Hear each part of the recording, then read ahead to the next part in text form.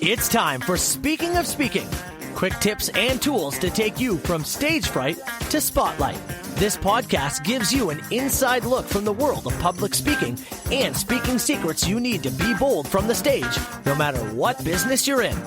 The host of Speaking, Carl Richards. Thank you, Matt. It is another edition of the Speaking of Speaking podcast. It is the final episode for season 3. So excited to just kind of reflect on the past season, but then also this being the end of 2021, reflecting on the past year as well.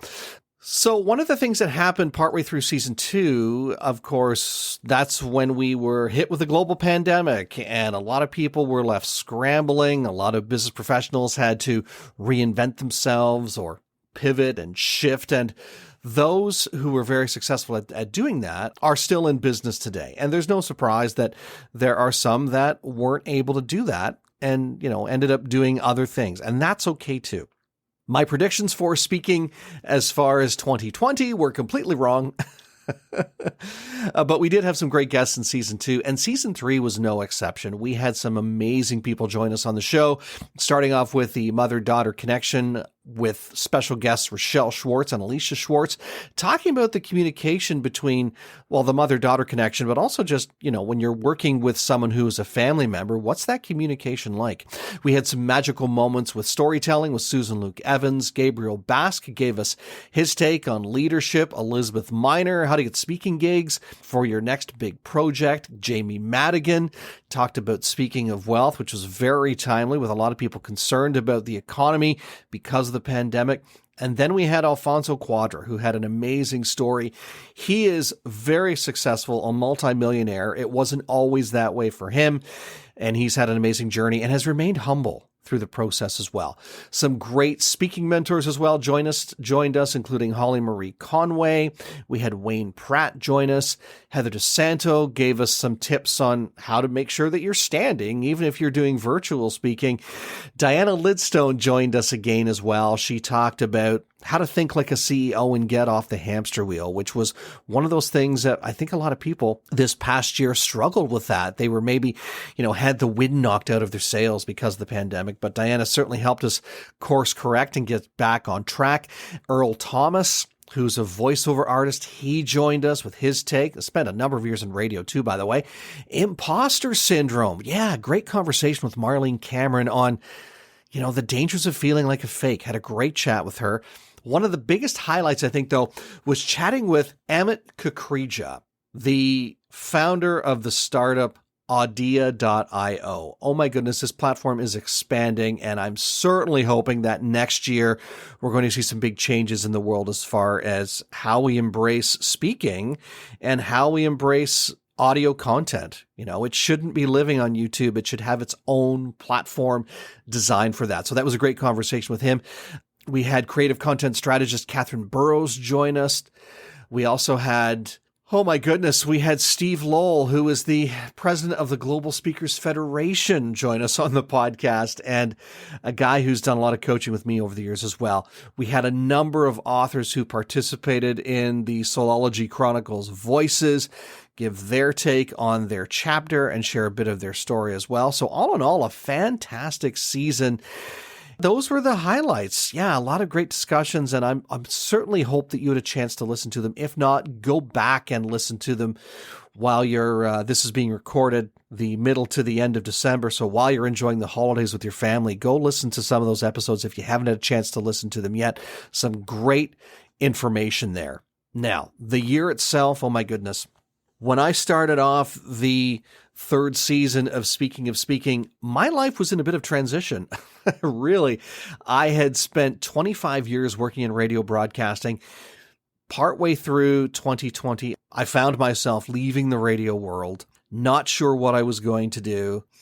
Started to tweak my LinkedIn profile to make it reflect that I was looking for work. And for those of you who know anything about LinkedIn, you know that there are many different things you can use with that platform. I know some people call it social media. I actually don't refer to it as that. Somebody once shared with me that think of LinkedIn as online networking.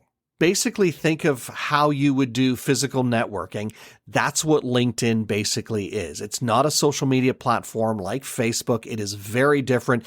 If you want to find your ideal client, there's a good chance they are already on LinkedIn. So utilizing that platform became something I had to be really good at. And I'm still navigating through it. So thanks to Matthew Gardner and his team as well over at Evergreen for helping me with that. He's a part of their team and has taught me some phenomenal things about LinkedIn. But then the other thing that happened through that process was I shifted from looking for work to being full-time in my business as a podcast strategist. As a matter of fact, I wasn't even calling myself a podcast strategist until partway through 2021. So it's amazing how things have shifted and changed for me. And maybe as you're looking back on this year, you're thinking, yeah, they've shifted and changed for me a lot too. And I'm hoping they have, but I want you to reflect on, again, as you're listening to this episode, I want you to reflect on how things have changed for you over the past 6 months, over the past year, since COVID hit, however you want to frame it. How have things changed for you? Now, the other thing I want you to do is I want you to look forward and reflect on where things are going. So number one, how have things changed and where are things headed? Now, that could be personally, that could be professionally. Again, if it's professionally, maybe it's job-wise, maybe it's career, maybe you're thinking of starting your own business or expanding what you already have, or maybe you're at the point in your career where you want to pack it in, and that's okay too. On a personal level, where are things headed for you with your relationships? Not just with your family, kids, spouse, in-laws, outlaws, as I like to call them. But where are things headed with the relationships you have with friends, colleagues, the people who support you day in, day out? Where are those relationships headed, do you think? Are they going to stay the same? Are you recognizing maybe there's a shift with friends that maybe have been there for a long time just because of the fact that life is different? I want you to reflect on that because we're entering a very interesting time. I'm no Nostradamus. I'm not gazing into a crystal ball predicting this. I'm just reflecting on it personally on how I see things. And I see a lot of things happening in the world. I see us shifting towards, as we get out of this stressful time we've been in, this very, we've been at our wits' end for 2 years practically. And we don't know what the future is going to hold. I know that sounds glaringly obvious, but we don't. We don't know how long we're going to be in this pandemic. We don't know what the other end of it will look like. We can only look at where we've been, reflect on that, and look forward. So as I do that, here's what I see happening as far as people who are in that same headspace. So people who are moving forward, learning from what has happened over the last 1.5 to 2 years, again, personally and professionally, I see a lot of expansion in business. I see business being something like it's never been before. But I'm not talking corporately. I mean, as far as business goes, I mean getting back to the roots through moving forward. So going back to having businesses that have a personal touch, going back by moving forward to having businesses that care a lot about the customer, the end user, the client, where you're not just a number, you have a name. And I see a lot of companies that are moving in that direction. I also see a lot of people reaching out to help their neighbor. And maybe that's with a friendly conversation. Maybe that's with a cup of coffee or a beverage while you chat across the fence. Or maybe that's with, oh my goodness, did you hear about our neighbor? Something happened, and really gathering together as a community to help that individual or that family. I also see the sense of community coming back to what it's supposed to be. We live in a lot of silos, right? You live in your world, I live in mine, and never the twain shall meet. But I see those silos almost breaking down and disappearing, where we go back to being the community. We go back to being focused in that area where we look at other people, we care about other people, we're concerned, and we don't mind taking a moment to stop and say, hey, yes, I'm very concerned about you, and how can I help you? And from a business perspective, it's not how can I help you, give me your credit card number. It's how can I help you? How can I empower you to move forward? What can I share with you that will help you do that? I don't know about you, but I've seen many friends and colleagues lose their jobs in the broadcasting world, or because of COVID-19, find themselves in a state of depression and feeling like they can't get out of it. It doesn't have to be that way if we focus on community, helping each other out, regaling together to lift each other up and empower people, empower each other to move things forward. So I know for me in business, it's going that way.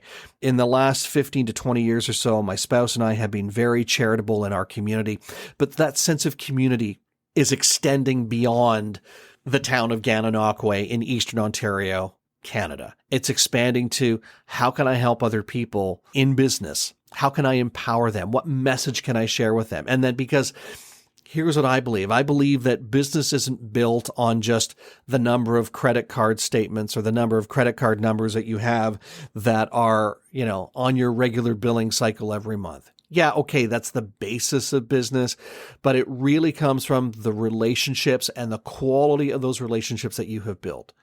And that's what I'm vying to do in 2022 and beyond, is continue to build meaningful relationships with people who are like-minded, who want to see the world as a better place, not just for business, but for relationships, for health, wellness, travel, all of those things. And, really look at the things that we have and say, I have a great life. I'm in a great place. Who can I also help have a great life and be in a great place? So that's a bit of my reflection for 2021 and season 3 of the Speaking of Speaking podcast. We have some amazing guests lined up for you for season 4. I'm going to talk about that on the kickoff to season 4, which will be next week with Jeffrey A. McGuire. He is an amazing communicator and somebody who I can say I have developed a relationship with. I consider him a friend, not just a colleague, not just a business person, but a dear friend who I can't wait to meet. He's in Cologne, Germany, so it's not going to happen tomorrow, but certainly it's my goal next calendar year, 2022, to be on a plane meeting Jeffrey A. McGuire and his colleagues and friends in Cologne, Germany, and, having a pint, so to speak.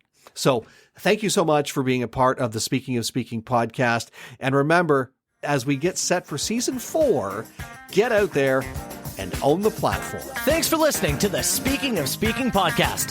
Fired up about something you heard today? Want to learn more? Be sure to visit carlspeaks.ca. And don't forget to follow Carl on Twitter @CarlRichard72 or join the Facebook group Speaking of Speaking.